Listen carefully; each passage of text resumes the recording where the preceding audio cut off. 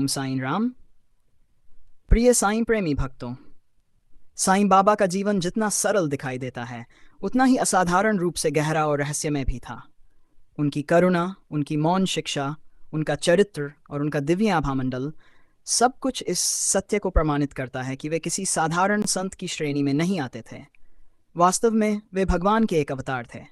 लेकिन साईं बाबा के जीवन में एक ऐसा प्रसंग भी आता है जिसके बारे में बहुत कम लोग जानते हैं, और वह प्रसंग है मिथ्या गुरु जौहर अली से जुड़ी हुई घटना। यह घटना न केवल बाबा की अद्भुत आध्यात्मिक शक्ति को उजागर करती है, बल्कि गुरु की वास्तविक महत्ता और पहचान क्या होती है इसका भी गहरा संदेश देती है। जौहर अली एक घूमंतू फकीर था। उसके पास ज्ञान कम था पर अहंकार बहुत अधिक था। वह स्वयं को गुरु कहता था, लेकिन उसकी नीयत और साधना दोनों ही शुद्ध नहीं थीं। उसका उद्देश्य आध्यात्मिक उन्नति से अधिक लोगों पर प्रभुत्व और नियंत्रण बनाना था। जौहर अली शिरडी के पास स्थित एक गांव में रहने लगा था। वहां कुछ विवाद होने के बाद वह शिरडी आ गया और कुछ ही दिनों में उसने ये कहना शुरू कर दिया कि साईं बाबा मेरे शिष्य हैं, और बाबा बिना किसी प्रतिकार के उसे गुरु जैसा सम्मान देने लगे। जब जौहर अली पहली बार साईं बाबा से मिला तब बाबा अभी युवावस्था में ही थे, लेकिन जौहर अली ने बाबा के भीतर मौजूद दिव्य तेज, असाधारण शांति और अद्भुत तप को पहचान लिया।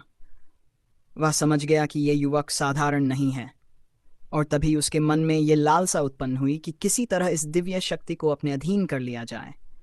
इसलिए जौहर अली ने साईं बाबा को अपना शिष्य घोषित कर दिया।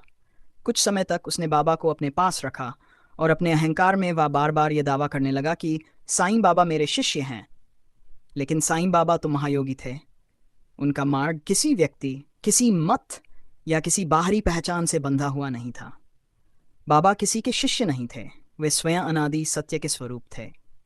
लेकिन गुरु पद की महिमा बढ़ाने और नकली गुरुओं को सही दिशा देने के लिए बाबा ने उसके इस दावे का कोई प्रतिकार नहीं किया।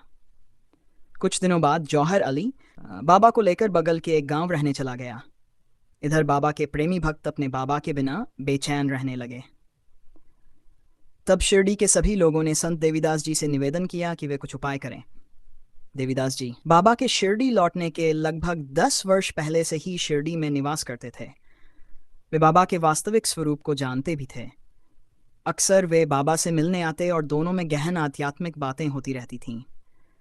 तो लोगों के आग्रह पर देवीदास जी ने जौहर अली को शास्त्रार्थ के लिए शिरडी बुलाया, और उस शास्त्रार्थ में जौहर अली बुरी तरह पराजित हुआ। शर्म और ग्लानि के कारण वह शिरडी छोड़कर भाग गया। लेकिन साईं बाबा ने कभी उससे वाद विवाद नहीं किया, कभी उसका विरोध नहीं किया।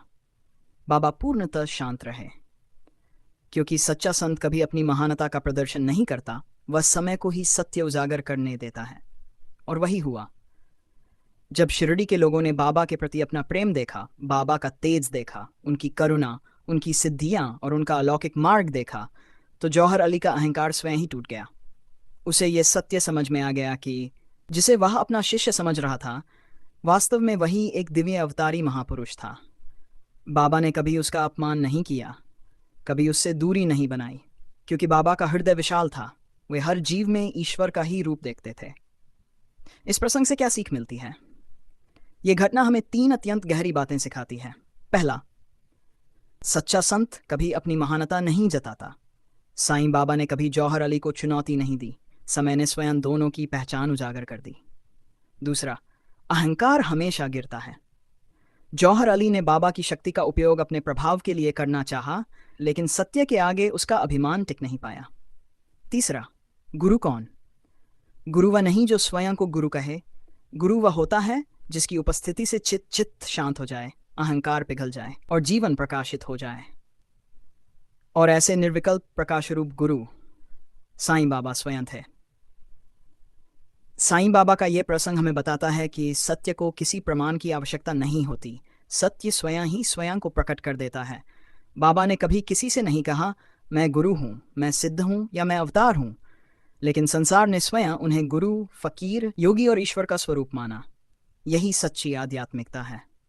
प्रिय साईं प्रेमी बंधुओं, यदि इस कथा ने आपके हृदय को छू लिया हो, यदि आपको लगा हो कि साईं बाबा की करुणा आज भी हमारे जीवन को प्रकाशित करती है, तो इस वीडियो को लाइक करें और इस भक्ति प्रकाश को अपने परिवार, मित्रों और सभी साईं भक्तों तक अवश्य पहुंचाएं।